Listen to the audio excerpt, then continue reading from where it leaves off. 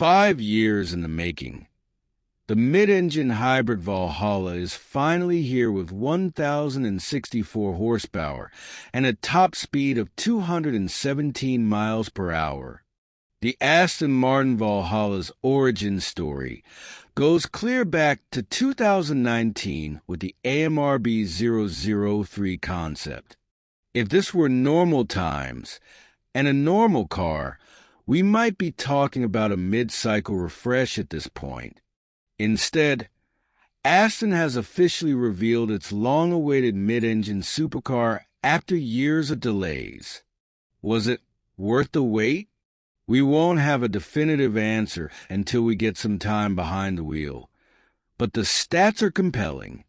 There's 1,064 combined horsepower from its plug-in hybrid powertrain, a bit more than previously expected.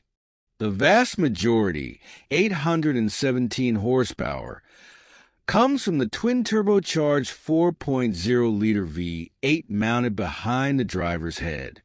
This isn't simply an overboosted version ripped from the DBX 707. There's a flat-plane crankshaft in there, spinning new pistons and incorporating a dry sump lubrication system. It has bespoke camshafts and a new ignition system. Upgraded turbochargers fill the cylinders. The remaining power arrives courtesy of 3 electric motors. One is integrated with the 8-speed dual-clutch transmission, serving primarily as a starter and generator to charge the battery pack. The other 2 are up front, turning each wheel for all-wheel drive grip.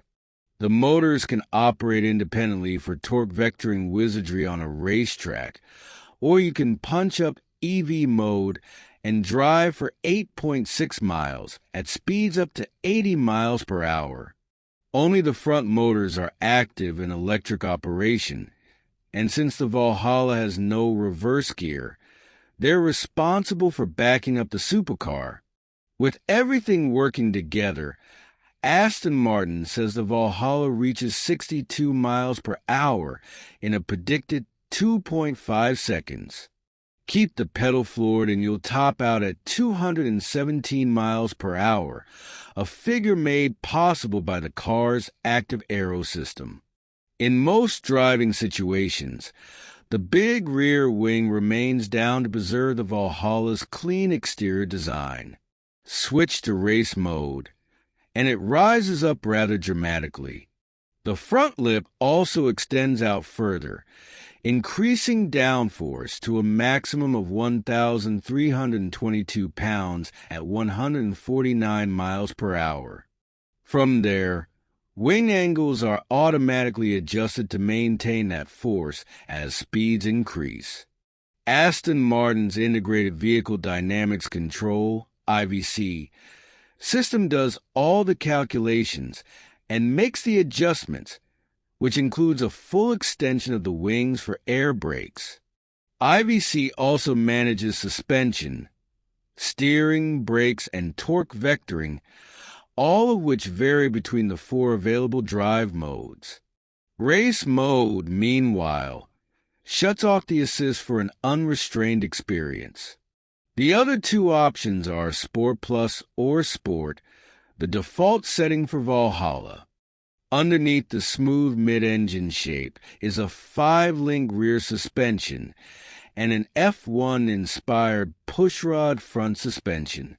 Mounted inboard, it provides better control while opening up space for the electric motors.